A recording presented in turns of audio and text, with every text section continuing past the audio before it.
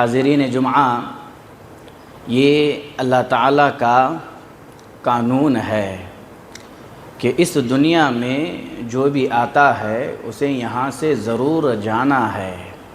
کسی نے 950 سال سے زائد عمر پائی تو کوئی 100 سال سے زائد جیتا ہے، تو کوئی ایک ہی دن میں دنیاوی زندگی کی بہار سے لطف اندوز ہو سکتا ہے، تو کوئی شکم مادر میں ہی اس فانی دنیا کو الوداع کہہ کر داعی اجل کو لبیک کہہ دیتا ہے۔ مختصر یہ کہ ہر جن و انس نے موت کا ذائقہ چکھنا ہے، اور اس اٹل حقیقت سے کسی نبی یا غیر نبی کو استثناء نہیں ہے، چھٹکارا نہیں ہے۔ یہاں تک کہ رسول اللہ صلی اللہ علیہ وسلم نے بھی اپنی اس دنیا کی 63 بہاریں پوری کر کے رفیق اعلیٰ سے ملنے کی خواہش کر ڈالی۔ 2 جمعہ سے آپ محبت رسول صلی اللہ علیہ وسلم میں غلو کے مظاہر اس پر سن رہے تھے۔ پچھلے جمعہ محبت رسول صلی اللہ علیہ وسلم میں غلو کے مظاہر میں سے ایک مظہر جو آپ لوگوں کی خدمت میں پیش کیا گیا تھا وہ یہ کہ نبی صلی اللہ علیہ وسلم کی وفات کا انکار کرنا تھا۔ تو اسی مناسبت سے کسی اور عنوان پر آپ لوگوں کے سامنے روشنی ڈالی جائے تو میں نے یہ بہتر اور مناسب سمجھا کہ اسی عنوان کو آگے لے کر کے چلتے ہیں، اور آج کے اس خطبہ جمعہ میں رسول اللہ صلی اللہ علیہ وسلم کی وفات سے قبل کی علامات اور نبی صلی اللہ علیہ وسلم کی وفات سے قبل کے جو ایام ہیں بڑے ہی دکھ اور درد بھرے ہیں، اسی پر آج انشاءاللہ روشنی ڈالی جائے گی۔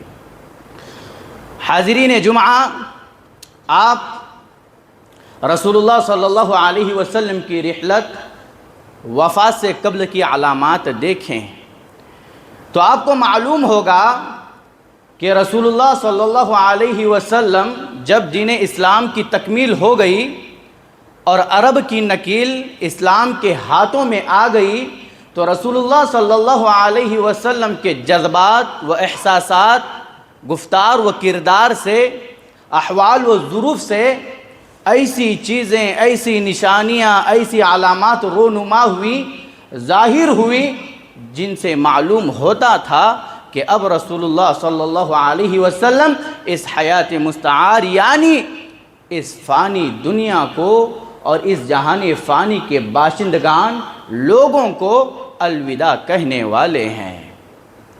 آپ قرآن مجید کی آیت کریمہ پڑھیں، اللہ تعالیٰ کہتا ہے قل ان صلاتی و نسکی و محیای و مماتی للہ رب العالمین لا شریک لہ و بذالک امرت و انا اول المسلمین۔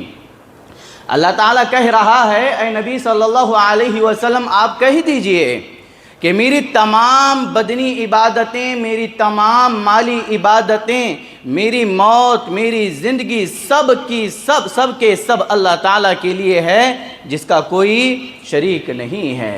اس آیت کریمہ میں رسول اللہ صلی اللہ علیہ وسلم کی وفات کی خبر دی جا رہی ہے، اور اللہ کے رسول صلی اللہ علیہ وسلم کو ان کے زندگی کے آخری ایام میں ہی وفات کی خبر دی گئی تھی۔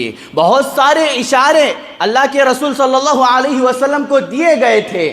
حجۃ الوداع کے موقع پر اللہ تعالیٰ نے اس آیت کریمہ کا نزول فرمایا، کہا الیوم اکملت لکم دینکم واتممت علیکم نعمتی ورضیت لکم الاسلام دینا۔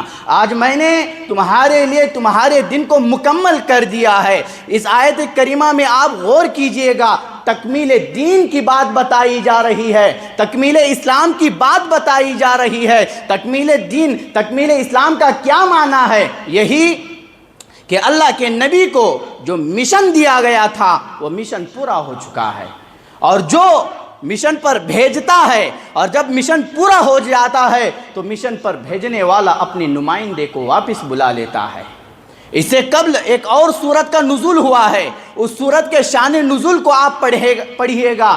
اللہ تعالیٰ قرآن مجید میں کہتا ہے اذا جاء نصر اللہ والفتح وَرَأَيْتَ النَّاسَ يَدْخُلُونَ فِي دِينِ اللَّهِ أَفْوَاجًا فَسَبِّحْ بِحَمْدِ رَبِّكَ وَاسْتَغْفِرْ إِنَّهُ كَانَ تَوَّابًا۔ اے نبی صلی اللہ علیہ وسلم، جب اللہ تعالیٰ کی مدد اور فتح آ جائے اور تو دیکھے کہ لوگ اسلام میں جوک در جوک داخل ہو رہے ہیں، تو اللہ تعالیٰ کی حمد کے ساتھ تسبیح بیان کر، اللہ تعالیٰ کے پاس اپنے گناہوں کی بخشش طلب کر، وہ بڑا معاف کرنے والا ہے، وہ توبہ کو قبول کرنے والا ہے۔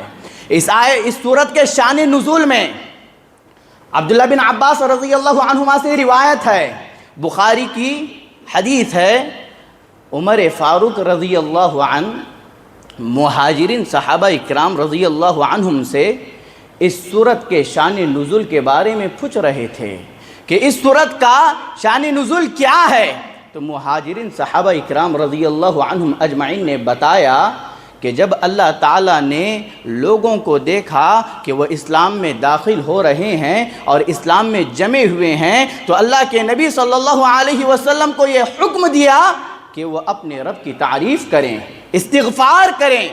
تو عمر فاروق رضی اللہ عنہ مہاجرین صحابہ اکرام سے کہتے ہیں، اے صحابہ اکرام، کیا تم ابن عباس کی طرف نگاہ تعجب سے نہیں دیکھتے ہو؟ تعجب بھری نگاہوں سے ابن عباس کی طرف نہیں دیکھتے ہو؟ ابن عباس سے کہا گیا، اے ابن عباس تم کیوں بات نہیں کر رہے ہیں؟ تم کچھ کیوں نہیں کہتے ہیں؟ تو ابن عباس رضی اللہ عنہما کہتے ہیں کہ اس سورت کے شان نزول کے بارے میں میرا یہ خیال ہے، میری یہ رائے ہے کہ اللہ تعالیٰ نے اپنے نبی صلی اللہ علیہ وسلم کو وفات وقت مقررہ کی خبر دی ہے اور کہا کہ جب اللہ تعالیٰ کی مدد اور فتح آ جائے اور جب لوگ اسلام میں جوک در جوک داخل ہونے لگے تو یہ نبی علیہ السلام کی وفات کی علامت ہے، یہ اللہ کے رسول صلی اللہ علیہ وسلم کی وفات کی علامت ہے۔ جب نبی علیہ السلام نے اللہ تعالیٰ کی مدد کو دیکھا، مکہ کا فتح ہونا دیکھا، قوموں قبیلوں کے لیے راستوں کا ہموار ہونا دیکھا، 9 ہجری جسے کیا ہے عام الفیل عام الوفود کہا جاتا ہے، مختلف جگہوں سے قومیں قبیلے وفود اللہ کے نبی صلی اللہ علیہ وسلم کی خدمت میں آئے، اسلام کو قبول کیا، اسلام پر جمے رہے۔ ان ساری چیزوں کو جب اللہ کے رسول صلی اللہ علیہ وسلم نے دیکھا تو اپنی وفات کی خبر سمجھا، اور اللہ تعالیٰ نے بھی کہا، اے نبی جب آپ نے دیکھا کہ میری مدد آ چکی ہے اور مکہ فتح ہو چکا ہے، قومی قبیلوں کے لیے راستے ہموار ہو چکے ہیں، تو آگے آپ کو ایک کام کرنا ہے، وہ یہ کہ آپ کو میری تعریف کرنی ہے، استغفار کرنا ہے۔ اما عائشہ صدیقہ رضی اللہ عنہا کہتی ہیں، جب اس سورت کا نزول ہوا تو اللہ کے نبی صلی اللہ علیہ وسلم کثرت سے یہ دعا پڑھا کرتے تھے، سبحانک اللہم ربنا وبحمدک اللہم اغفر لی، اے اللہ تو ہر عیب سے پاک ہے، میں تیری تعریف کے ساتھ جڑا ہوا ہوں اور یہ سب کچھ تیری تعریف کے ساتھ ہی ہے، اللہ تو مجھے معاف فرما۔ آپ دیکھیں جب معاذ بن جبل رضی اللہ عنہ کو اللہ کے نبی صلی اللہ علیہ وسلم یمن کی طرف روانہ کر رہے تھے تو کہا کہ اے معاذ، اس کے بعد تیری مجھ سے ملاقات نہ ہو سکے گی، ہماری ملاقات نہ ہو سکے گی۔ تو معاذ بن جبل رضی اللہ عنہ پر سناٹا چھا گیا، اب یہ دعوتی مشن ہے، اس مشن کو لے کر کے آگے بڑھنا ہے، اپنے قدموں کو پیچھے نہیں کرنا ہے، اور اللہ کے نبی صلی اللہ علیہ وسلم اس بات کی خبر دے رہے ہیں کہ اے معاذ، اس کے بعد میں تجھ سے ملاقات نہیں کروں گا، جب تم مدینہ آئے گا تو میری قبر کو اور مسجد نبوی کو دیکھے گا، وہاں سے تیرا گزر ہوگا، لیکن مجھ سے تیری ملاقات نہیں ہو سکے گی۔ کتنا درد بھرا انداز اور کس کیفیت کے ساتھ وہاں سے معاذ بن جبل رضی اللہ عنہ روانہ ہوئے ہوں گے، ذرا سوچے۔ اور میرے بھائیوں، اللہ کے نبی علیہ السلام کے حجۃ الوداع کے اس خطبے کو دیکھیے گا، اس پر جمعہ کے جمعہ ختم ہو جائیں گے، اتنی اہم باتیں اللہ کے نبی صلی اللہ علیہ وسلم نے اپنے آخری خطبے میں کہی ہے، اور اسی میں سے یہ بات بھی جو آپ کی وفات سے قبل کی علامات ہیں، اس میں یہ بھی ہے کہ اپنے صحابہ سے کہا تھا اللہ کے رسول نے، اے میرے صحابہ تم مجھ سے حج کا طریقہ سیکھ لو، حج کا طور طریقہ مجھ سے جان لو۔ جابر رضی اللہ عنہ کہتے ہیں، مسلم کی روایت ہے، اللہ کے نبی صلی اللہ علیہ وسلم قربانی کے دن اپنی سواری پر سوار ہو کر کنکریاں مار رہے ہیں اور اپنے صحابہ اکرام سے کہہ رہے ہیں لِتَأْخُذُوا مَنَاسِكَكُمْ فَإِنِّي لَا أَدْرِي لَعَلِّي لَا أَحُجُّ بَعْدَ حَجَّتِي هَذِهِ، میرے صحابہ تم مجھ سے حج کے مناسک سیکھ لو، حج کا طور طریقہ سیکھ لو، شاید کہ اس حج کے بعد میں دوبارہ حج نہ کر سکوں۔ اللہ کے رسول صلی اللہ علیہ وسلم اس دنیا سے جا رہے ہیں، اس دنیا سے جانے سے قبل اللہ کے نبی علیہ السلام کو اس بات کا ڈر تھا، اندیشہ تھا کہ میری امت میری ذات سے متعلق غلو کا شکار ہو جائے گی، مبالغے میں پڑ جائے گی، میری ذات کو لے کر کے گمراہیوں میں بھٹک جائے گی۔ ان تمام چیزوں کا اللہ کے نبی صلی اللہ علیہ وسلم کو اندیشہ تھا۔ اللہ کے نبی نے اس بات کی وضاحت کر دی، الا ایھا الناس الا ایھا الناس فانما انا بشر یوشک ان یاتی رسول ربی فاجیبہ۔ مسلم کی روایت ہے، کہا کہ اے لوگوں خبردار، میں ایک بشر ہوں، قریب ہے کہ میرے رب کا قاصد آ جائے اور میں اپنے رب کی طرف چلا جاؤں۔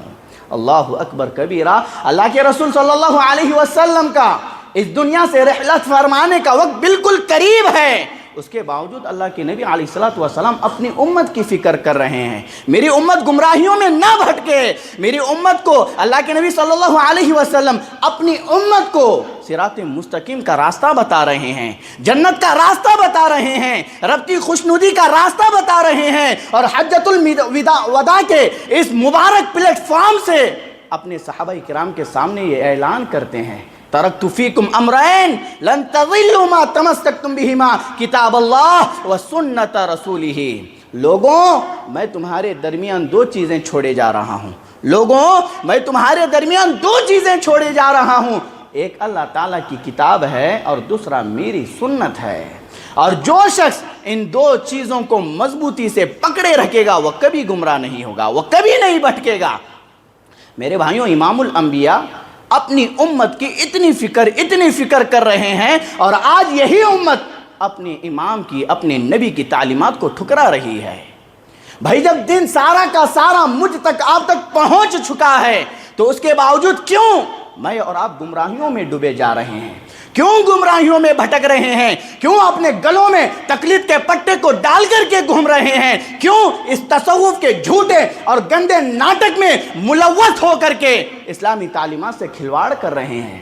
کیوں ان جھوٹے عاملوں کے پاس چھوٹی چھوٹی شکایتیں لے کر کے پہنچ رہے ہو، جو آپ کے پیسوں کو بھی برباد کر رہے ہیں، آپ کے ایمان کو بھی برباد کر رہے ہیں، اور آپ کو جھوٹی تعویذیں دے کر کے گھروں میں لٹکانے کا کہہ رہے ہیں، اور ان تعویذوں سے آپ شیطانی حملوں سے بچنا چاہتے ہو؟ میرے بھائیوں، یہ ساری بدعقیدگیاں ہیں، اور انہی بدعقیدگیوں سے بچاتے ہوئے اللہ کے رسول نے حجۃ الوداع کے موقع پر اپنے صحابہ اکرام رضی اللہ عنہم اجمعین کے سامنے کہا، اے میرے صحابہ، کیا میں نے پورا دن تم تک نہیں پہنچایا ہے؟ کیا میں نے اس دن کو تم تک نہیں پہنچایا ہے؟ اللہ کے رسول صلی اللہ علیہ وسلم نے کہا کہ اے میرے صحابہ، مجھ سے متعلق تم سے پوچھا جائے گا۔ تو صحابہ اکرام رضی اللہ عنہم اجمعین نے کہا کہ اے اللہ کے رسول صلی اللہ علیہ وسلم، آپ نے تبلیغ کر دی ہے، آپ نے پیغام پہنچا دیا ہے، آپ نے خیر خواہی کا حق ادا کر دیا ہے۔ پھر اللہ کے رسول صلی اللہ علیہ وسلم آسمان کی طرف اپنی انگلی کو اٹھاتے ہوئے جھکاتے ہوئے کہتے ہیں، اے اللہ تو گواہ رہے، اے اللہ تو گواہ رہے، اے اللہ تو گواہ رہے۔ میرے بھائیوں، یہ نبی علیہ السلام کی وفات سے قبل کی علامات ہیں۔ ان تمام چیزوں کی وضاحت اللہ کے رسول صلی اللہ علیہ وسلم نے اپنی امت کے سامنے کر چکے ہیں۔ اس کے بعد نبی علیہ السلام کے وفات کے ایام دیکھیں، کتنے درد اور دکھ بھرے ایام اللہ کے رسول صلی اللہ علیہ وسلم کی وفات کے ہیں۔ جب اللہ کے رسول صلی اللہ علیہ وسلم کی شمائل کو پڑھا جاتا ہے، سنا جاتا ہے، جب آپ کی وفات کے تذکرے آنکھوں کے سامنے آتے ہیں تو آنکھیں اشکبار ہو جاتی ہے، دل چیر جاتا ہے، رنجیدہ ہو جاتا ہے، جسم کی کیفیت، جسم کی جو طاقت ہے وہ کمزوری میں بدل جاتی ہے۔ اتنے سخت اور کٹھن اللہ کے رسول صلی اللہ علیہ وسلم کے وفات سے قبل کے ایام ہے۔ اللہ کے رسول صلی اللہ علیہ وسلم کا جو مرض تھا، جو بیماری تھی، وہ 29 صفر 11 ہجری کو شروع ہوتا ہے، اور اتنا سخت مرض، اتنی سخت بیماری تھی کہ میرے بھائیوں اللہ کے رسول صلی اللہ علیہ وسلم کو اتنا شدید بخار چڑھ جاتا ہے کہ آپ کے سر پر پٹی بندھی ہوئی ہوتی ہے، اس پٹی کے اوپر سے اللہ کے رسول صلی اللہ علیہ وسلم کی اس حرارت کو محسوس کیا جا رہا تھا۔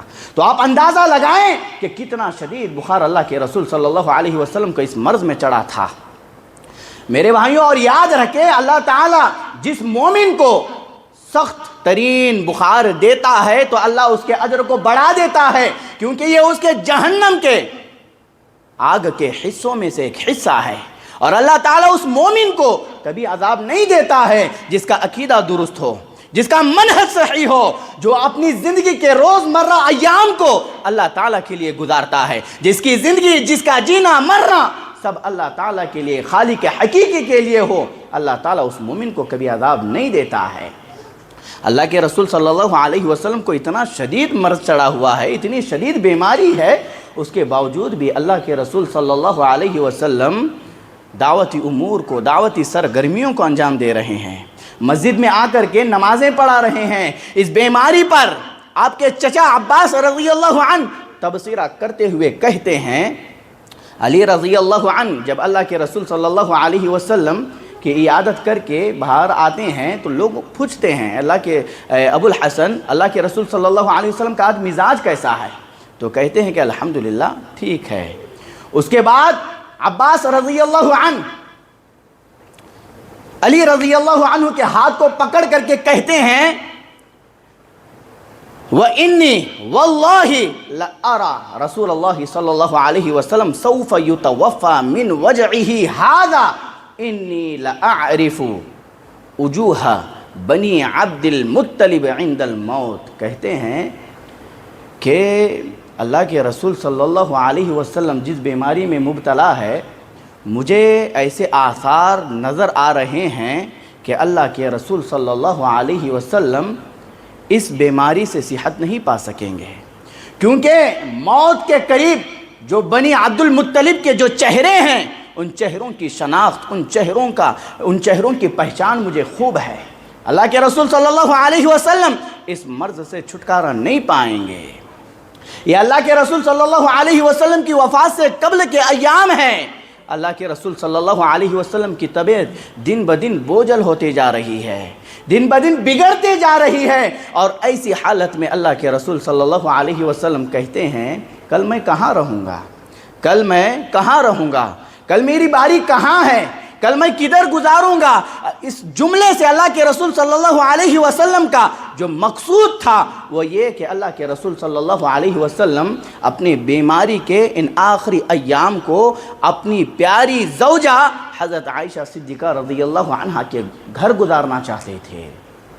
اب اللہ کے رسول صلی اللہ علیہ وسلم کی ازواج مطہرات آپ کے سامنے بیٹھی ہوئی ہے، اور اللہ کے رسول صلی اللہ علیہ وسلم کہہ رہے ہیں کہ میں کل کہاں گزاروں گا؟ کل میری کہاں باری ہے؟ کل میں کہاں رہوں گا؟ تو ازواج مطہرات اللہ کے رسول صلی اللہ علیہ وسلم کے اس جملے سے سمجھ جاتی ہیں کہ آپ کیا کہنا چاہتے ہیں، اور کہتی ہیں کہ اللہ کے رسول آپ جہاں چاہے گزاریں، اجازت دے دیتی ہے۔ اللہ اکبر کبیرہ۔ میرے بھائیوں، ایک کامیاب شوہر کیسے ہوتا ہے اللہ کے رسول کی زندگی بتاتی ہے۔ بحیثیت شوہر اللہ کے رسول صلی اللہ علیہ وسلم کی زندگی کو پڑھنے کی ضرورت ہے۔ اللہ کے رسول نے یہ نہیں کہا کہ میں عائشہ کے گھر اس پورے ہفتے کو گزاروں گا، اللہ کے رسول نے یہ کہا کہ میں کل کہاں گزاروں گا، کل میں کہاں رہوں گا۔ تو آپ کی بیویاں بھی سمجھ جاتی ہے کہ اللہ کے رسول کیا کہنا چاہتی ہے، اور کامیاب بیویاں کیسے ہوتی ہے۔ اس مختصر سے واقعے سے مجھے اور آپ کو معلوم ہوتا ہے کہ کامیاب بیویاں کیسی ہوتی ہے۔ ٹانگ نہیں کھینچنا چاہیے، اپنے شوہر کی ہر اچھی چیزوں کو سمجھنا چاہیے کہ میرا شوہر مجھ سے کیا چاہتا ہے۔ اللہ کے رسول صلی اللہ علیہ وسلم کو اما عائشہ صدیقہ رضی اللہ عنہا کے گھر منتقل کر دیا جاتا ہے۔ جب اللہ کے رسول صلی اللہ علیہ وسلم کو اما عائشہ صدیقہ رضی اللہ عنہا کے گھر پہنچایا جاتا ہے تو اس وقت کی حالت کیا رہتی ہے؟ اس وقت کی حالت یہ رہتی ہے کہ اللہ کے رسول صلی اللہ علیہ وسلم دو لوگوں کے درمیان ٹیک لگا کر کے چل رہے ہیں، آپ کے پاؤں زمین پر گھسٹتے جا رہے ہیں، سر پر پٹی بندھی ہوئی ہے۔ اسی حالت میں اللہ کے رسول صلی اللہ علیہ وسلم کو अम्मा आयशा सिद्दीक़ा रज़ी अल्लाह अन्हा के घर मुंतकिल कर दिया जाता है। जब मुंतकिल कर दिया गया तो अल्लाह के रसूल सल्लल्लाहु अलैहि वसल्लम अपने हयात मुबारका का आखिरी हफ्ता अम्मा आयशा सिद्दीक़ा रज़ी अल्लाह अन्हा के घर गुजारते हैं। उसके बाद अल्लाह के रसूल सल्लल्लाहु अलैहि वसल्लम जुमेरात की मगरिब तक की नमाज़ें पढ़ाते रहे हैं। जुमेरात की मगरिब तक की नमाज़ें पढ़ाते रहे हैं। इब्न अब्बास रज़ी अल्लाहु अन्हु अपनी वालिदा उम्मुल फ़ज़ल से रिवायत करते हैं, कहती है खरजा इलैना रसूलुल्लाह सल्लल्लाहु अलैहि वसल्लम व हुवा आसिबुन, अल्लाह के रसूल सल्लल्लाहु अलैहि वसल्लम हमारे पास आए तो अल्लाह के रसूल सल्लल्लाहु अलैहि वसल्लम के सर पर पट्टी बंधी हुई थी। वह हुआ आसिबुन रअसहु, बीमारी की हालत में आए हैं और अल्लाह के रसूल सल्लल्लाहु अलैहि वसल्लम मगरिब की नमाज़ पढ़ा रहे हैं और पूरी सूरत मुरसलात की तिलावत फरमाते हैं। पूरी सूरत मुरसलात की तिलावत फरमाते हैं। आगे कहती हैं इसके बाद अल्लाह के रसूल सल्लल्लाहु अलैहि वसल्लम दोबारा तशरीफ़ नहीं लाए जमात करवाने के लिए। मगरिब की नमाज़ पढ़ाने के बाद जुमेरात के दिन अल्लाह के रसूल सल्लल्लाहु अलैहि वसल्लम अपने घर चले जाते हैं। घर चले जाते हैं तो अल्लाह के रसूल सल्लल्लाहु अलैहि वसल्लम पर गशी तारी हो जाती है, आप बेहोश हो जाते हैं। फिर होश आता है तो अल्लाह के रसूल सल्लल्लाहु अलैहि वसल्लम अपने सहाबा से पूछते हैं क्या लोगों ने नमाज़ पढ़ी, क्या लोगों ने नमाज़ पढ़ी है? तो सहाबा इकराम रज़ी अल्लाह अन्हुम अजमाइन जवाब देते हैं हम यंतज़िरूनक, है अल्लाह के रसूल सल्लल्लाहु अलैहि वसल्लम वो कैसे नमाज़ पढ़ सकते हैं, वो तो आपका इंतज़ार कर रहे हैं। फिर अल्लाह के रसूल सल्लल्लाहु अलैहि वसल्लम उठते हैं, वज़ू करते हैं, गशी तारी हो जाती है, फिर बेवश हो जाते हैं, फिर उठते हैं, फिर गशी तारी हो जाती है, गशी आ जाती है, बेवश होते हैं, फिर उठते हैं, वज़ू बनाते हैं। 3 दफ़ा अल्लाह के रसूल सल्लल्लाहु अलैहि वसल्लम ने ऐसे ही किया। बिल आखिर कहते हैं मुरू अबा बकरिन फलयुसल्ली बिन्नास, अबू बकर से कहना कि वो लोगों को जमात करवाए, वो लोगों को नमाज पढ़ाए। अबू बकर सिद्दीक़ रज़ी अल्लाह अन्हु मुसल्ले पर चढ़ते हैं और लोगों को नमाज पढ़ाते हैं। मेरे भाइयों, अल्लाह के रसूल सल्लल्लाहु अलैहि वसल्लम इन दिनों के दरमियान सिर्फ 2 मौक़ों पर मस्जिद तशरीफ़ लाए हैं खुतबा इरशाद फरमाने के लिए। एक मरतबा कहा कि 7 मुख्तलिफ क्या है 7 कुओं से मशकीज़ें भर कर के लाओ, लम तुहलल औ की तुहन्ना, जिसके तस्मे ना खोले गए हो, और उन 7 मशकीज़ों से मुझे गुस्ल देना, मुझे नहलाना। अल्लाह के रसूल सल्लल्लाहु अलैहि वसल्लम का मकसद क्या था? मतलब ऐसा पानी लाओ जिसको किसी इंसानी हाथों ने ना छुआ हो। फिर अल्लाह के रसूल सल्लल्लाहु अलैहि वसल्लम को उस पानी से गुस्ल दिया जाता है तो आपकी तबीयत थोड़ा अच्छी महसूस होती है। जब आपको तबीयत अच्छी महसूस होती है तो अल्लाह के रसूल सल्लल्लाहु अलैहि वसल्लम खुतबा इरशाद फरमाते हैं, और इस खुतबे का पूरा जो मकसद था, महवर था, एक ही शख्सियत थी, एक ही शख्सियत थी, वो अबू बकर सिद्दीक़ रज़ी अल्लाह अन्हु की शख्सियत थी। अल्लाह के रसूल सल्लल्लाहु अलैहि वसल्लम मिंबर पर चढ़ कर के कहते हैं इन्ना अमन्नन नासी अलैया फ़ी मालिही व सुहबतिही अबा बकरिन।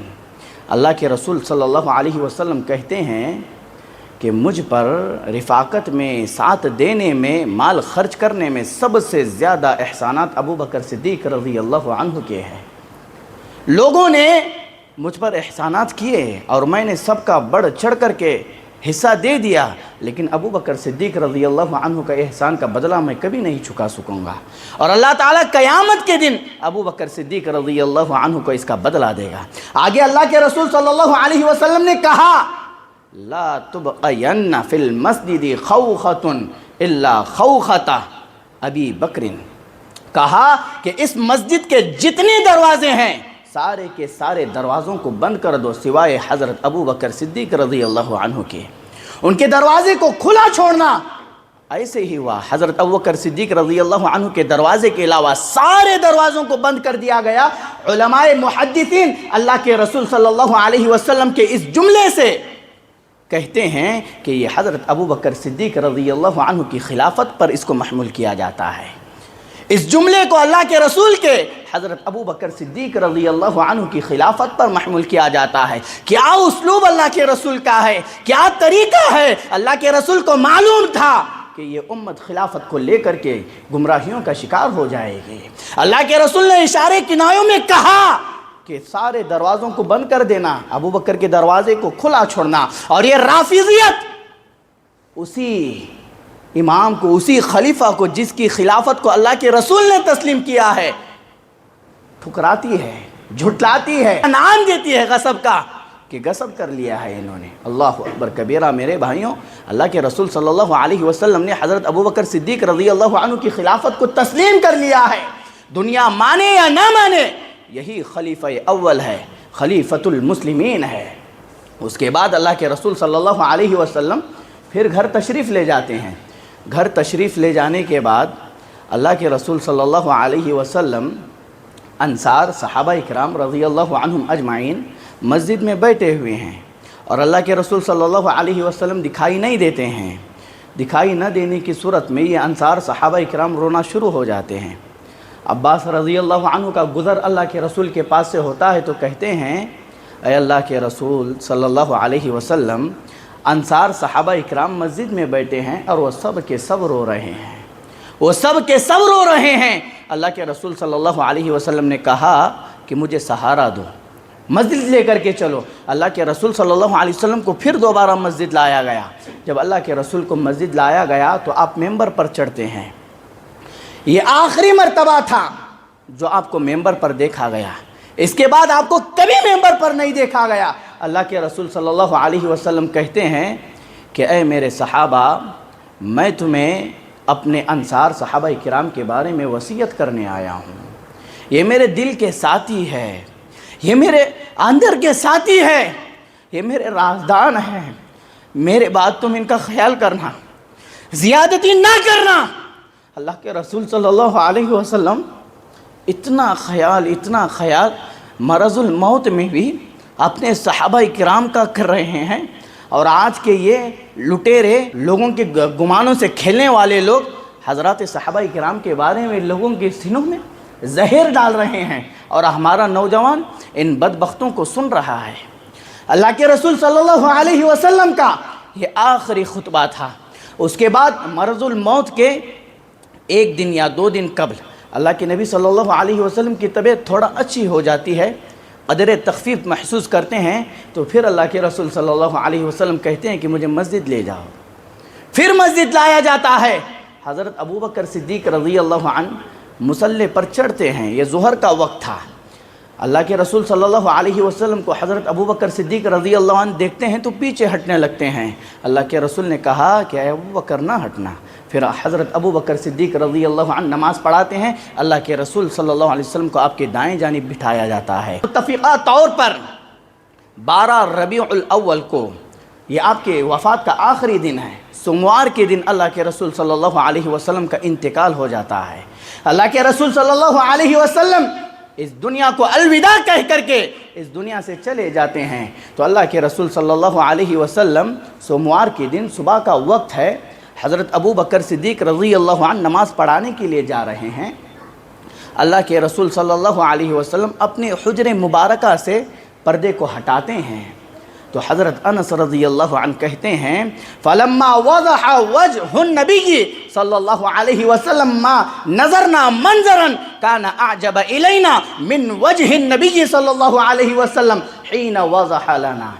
حضرت انس رضی اللہ عنہ کہتے ہیں کہ اللہ کے رسول نے اپنے حجر مبارکہ کو جیسے ہٹایا، ہماری نگاہ اللہ کے رسول کی طرف پڑ گئی، ہماری نگاہ اللہ کے رسول صلی اللہ علیہ وسلم کے چہرے پر پڑ گئی، تو ہم نے آپ کے روئے پاک و مبارک سے زیادہ حسین منظر کبھی نہیں دیکھا۔ اتنا حسین منظر ہم نے اپنی زندگیوں میں کبھی نہیں دیکھا۔ پھر اللہ کے رسول صلی اللہ علیہ وسلم حضرت ابوبکر صدیق رضی اللہ عنہ کو اشارہ کرتے ہیں کہ آگے بڑھو۔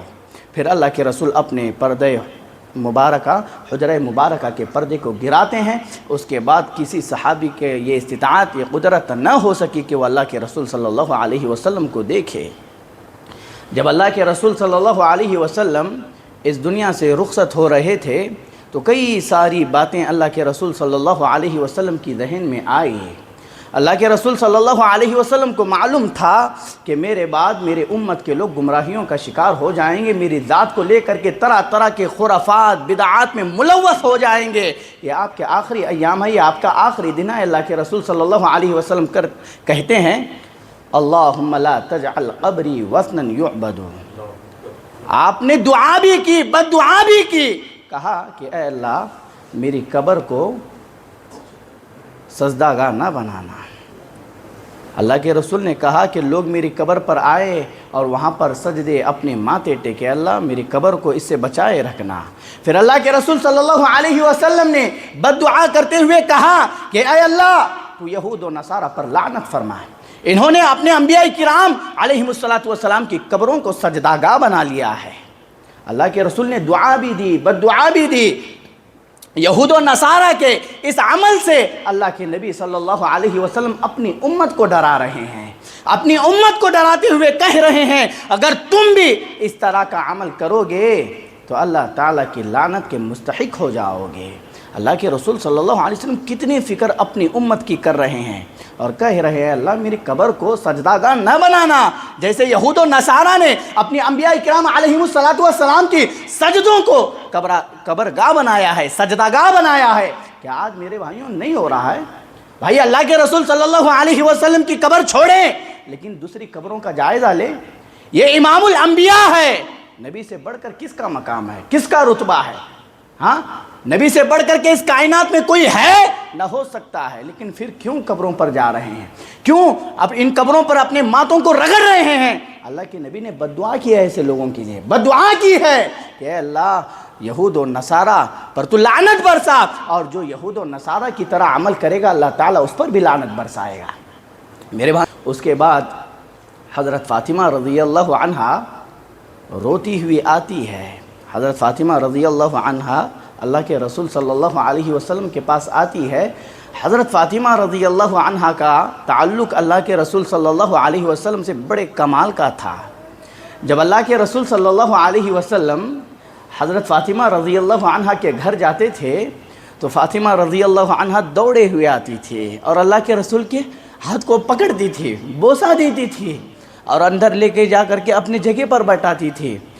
اللہ کے رسول صلی اللہ علیہ وسلم بھی ایسا ہی کیا کرتے تھے۔ جب فاطمہ رضی اللہ عنہا اللہ کے رسول کے گھر آتی تھی تو اللہ کے رسول پکڑتے تھے، فاطمہ کو بوسہ دیتے تھے اور اپنے جگہ پر لے کر کے جا کر کے بٹھاتے تھے۔ اللہ اکبر کبیرہ، بڑا گہرا تعلق حضرت فاطمہ رضی اللہ عنہ کا اللہ کے رسول صلی اللہ علیہ وسلم سے تھا۔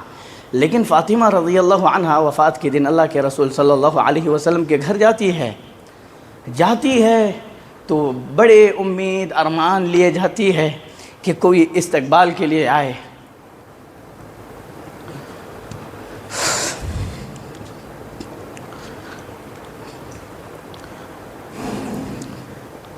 دیکھتی ہے کہ کوئی استقبال کے لیے نہیں آیا ہے، شاید دوڑے ہوئے اندر جاتی ہے اور اللہ کے رسول صلی اللہ علیہ وسلم کو گلے لگاتی ہوگی۔ اللہ کے رسول صلی اللہ علیہ وسلم کی تکلیف کو دیکھتی ہے۔ اللہ کے رسول صلی اللہ علیہ وسلم اتنی تکلیف میں ہے، کہتی ہے اے ابا جان کی تکلیف، ہے ابا جان کی تکلیف۔ یہ بخاری کی روایت ہے، جب فاطمہ رضی اللہ عنہا اپنے زبان سے یہ الفاظ نکالتی ہے، جب اللہ کے رسول وفات پاتے ہیں تو کہتی ہے کہ ہے ابا جان اپنے رب کے پاس چلے گئے، ہے ابا جان جنت الفردوس میں اپنے مقام پر چلے گئے، ہے ابا جان ہم جبرائیل علیہ السلام کو آپ کی وفات کی خبر دیں گے۔ جب اس طرح بخاری کی روایت ہے، جب اس طرح کے الفاظ فاطمہ رضی اللہ عنہا کہتی ہے، بڑے درد بھرے دکھ بھرے الفاظ تھے، تو امام ثابت البنانی تابعی رحمہ اللہ کہتے ہیں کہ جب میں اس حدیث کو بیان کیا تو اتنا رویا، رونے کی شدت کی وجہ سے ان کی پھسلیاں ہلنے لگی، اتنا روئے۔ جب اللہ کے رسول صلی اللہ علیہ وسلم کی تکلیف کو فاطمہ رضی اللہ عنہا دیکھتی ہے تو کہتی ہے وہ ہے ابا جان کی تکلیف۔ تو اللہ کے رسول صلی اللہ علیہ وسلم فاطمہ رضی اللہ عنہا سے سرگوشی کرتے ہیں، کہتے ہیں کہ اے فاطمہ میں اسی مرض میں وفات پا جاؤں گا۔ دوسری مرتبہ کہتے ہیں کہ اے فاطمہ میرے گھر کے آدمیوں میں سے سب سے پہلے تو ہی مجھ سے ملاقات کرے گی۔ اس کے بعد اللہ کے رسول کہتے ہیں اے فاطمہ آج کے بعد تیرے باپ پر کوئی تکلیف نہیں آئے گی، راحت ہی راحت رہے گی۔ میرے بھائیوں اندازہ لگائیں کہ وہ 23 سالہ زندگی اللہ کے رسول صلی اللہ علیہ وسلم کی، آپ یتیمی کی حالت میں پیدا ہوئے، 6 سال کی عمر میں والدہ فوت ہو گئی، دادا نے پرورش کی، دادا بھی چلے جاتے ہیں، پھر چاچا پرورش کرتے ہیں، چاچا بھی چلے جاتے ہیں، آپ کی درد دکھ کی ساتھی آپ کی بیوی خدیجہ رضی اللہ عنہا بھی آپ کو چھوڑ کر کے چلی جاتی ہے، آپ کی ساری اولادیں آپ کے سامنے فوت ہو جاتی ہے، سوائے حضرت فاطمہ رضی اللہ عنہا کے۔ احد میں آپ کو مارا گیا، زخمی کیا گیا، کفار و مشرکین کی جانب سے ظلم و ستم کے پہاڑ آپ کے اوپر توڑے گئے، شعبہ ابی طالب میں آپ کو محصور کیا گیا، قید کر دیا گیا، پتے چابائے صحابہ کرام رضی اللہ عنہم اجمعین نے، آپ کے راستے میں کانٹے بچھائے گئے، ہر طرح کی تکلیفیں اللہ کے رسول صلی اللہ علیہ وسلم کو دی گئی۔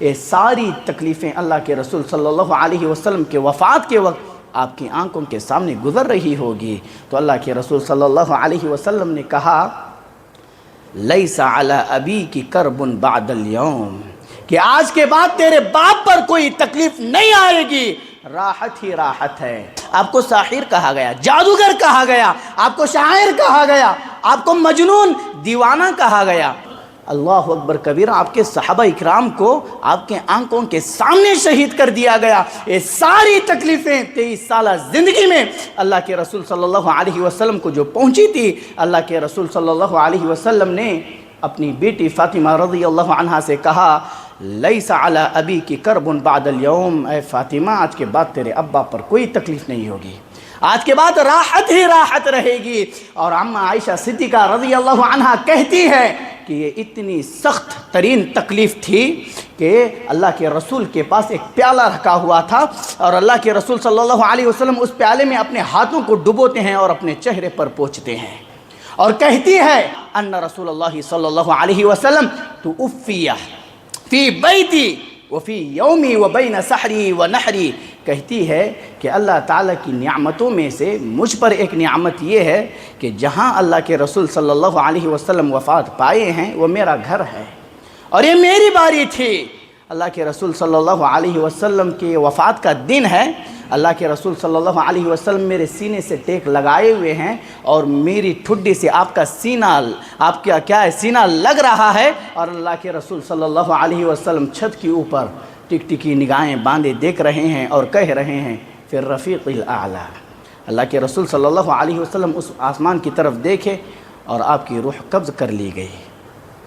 اماں عائشہ صدیقہ رضی اللہ عنہا کہتی ہے کہ یہ آخری رات ہے اللہ کے رسول صلی اللہ علیہ وسلم کی وفات کی، کہ گھر میں اندھیرا ہے، کمرے میں اندھیرا ہے، جب چراغ جلایا گیا تو چراغ میں تیل نہیں تھا، جب چراغ جلایا گیا تو چراغ میں تیل نہیں تھا، اس تیل کو پڑوسن سے ادھار منگوا کر کے جلایا گیا۔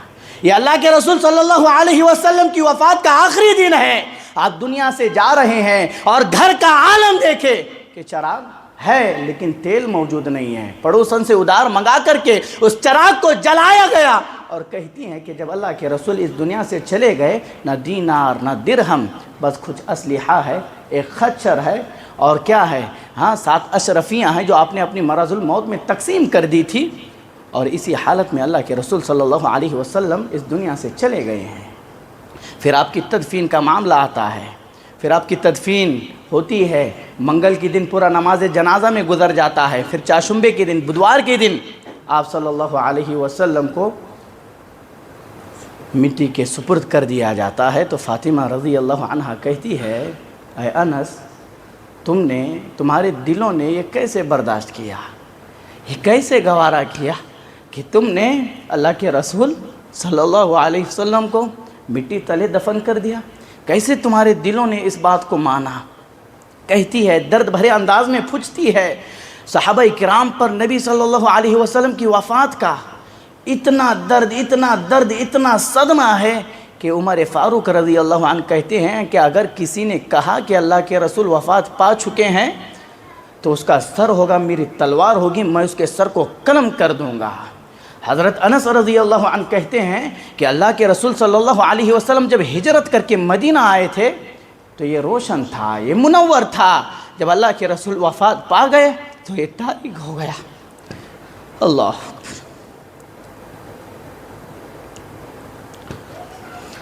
حضرت ابو ہریرہ رضی اللہ عنہ سے کہا جاتا ہے کہ اے ابو ہریرہ، کوئی ایسی حدیث سنانا جس میں صرف آپ ہو اور اللہ کے رسول ہو، تیسرا کوئی نہ ہو، تیسرا کوئی نہ ہو۔ تو حضرت ابو ہریرہ رضی اللہ عنہ ایک جگہ کا ذکر کرتے ہیں، اور کہتے ہیں کہ ہم فلاں جگہ پر بیٹھے تھے، اللہ کے رسول بھی صلی اللہ علیہ وسلم ہمارے ساتھ تھے، اتنا کہنا تھا کہ آپ بے ہوش ہو گئے، آگے کی باتیں آپ نے نہیں کہی، بے ہوش ہو گئے، آپ پر غشی طاری ہو گئی، آپ کے وہ جدائی کے لمحات آپ کو یاد آ گئے، اللہ کے رسول صلی اللہ علیہ وسلم کی صحبت میں گزارے ہوئے حضرت ابو ہریرہ رضی اللہ عنہ کو وہ ایام یاد آ جاتے ہیں، تو حضرت ابو ہریرہ رضی اللہ عنہ بے ہوش ہو جاتے ہیں اور کچھ نہیں کہتے ہیں۔ یہ اللہ کے رسول صلی اللہ علیہ وسلم سے محبت تھی حضرات صحابہ اکرام رضی اللہ عنہم اجمعین کی۔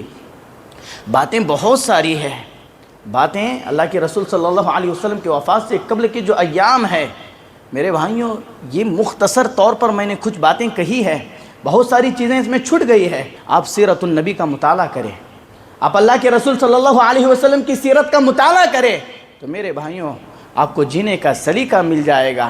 اللہ کے رسول صلی اللہ علیہ وسلم کی زندگی آئیڈیل ہے، نمونہ ہے۔ اللہ نے کہا ہے آپ کے لیے یہ زندگی نبی کی آئیڈیل ہے، نمونہ ہے۔ اتنے درد اور دکھ بھرے ایام اللہ کے رسول صلی اللہ علیہ وسلم کی زندگی کے ہیں میرے بھائیوں، وفات سے قبل کے۔ آخر میں خلاصے کے طور پر یہی کہوں گا، ان تمام باتوں کا خلاصہ یہی ہے کہ اپنا تعلق اللہ تعالیٰ سے مضبوط کریں، اور جب تک اللہ تعالیٰ نے آپ کو زندگی دی ہے اللہ کے رسول صلی اللہ علیہ وسلم کی سیرت سے اس کو جوڑے رکھیں۔ اللہ کے رسول صلی اللہ علیہ وسلم کی سیرت کو پڑھنے کی ضرورت ہے۔ شرم تعجب ہوتا ہے، مسلمان ہونے کے باوجود بھی امام الانبیاء کی سیرت کا ان کے پاس علم نہیں ہے، وہ کچھ بھی نہیں جانتے ہیں اپنے رسول کے بارے میں، انہیں کچھ معلوم نہیں ہے، لیکن بس ہوائی باتیں کرتے ہیں، چلے زندگی ایسے ہی گزارے جاتے ہیں۔ بھائیوں اللہ کے رسول کی زندگی پڑھو، کتنی بہترین اور زبردست زندگی اللہ کے رسول صلی اللہ علیہ وسلم کی تھی۔ آپ کا بچپن، آپ کی جوانی، آپ کے آخری ایام آپ دیکھیں تو آپ کو معلوم ہو جائے گا کیسے اسلوب اللہ کے رسول صلی اللہ علیہ وسلم کا تھا، کیا طریقہ تھا آپ کی زندگی میں، ساری چیزیں آپ سیکھ جائیں گے۔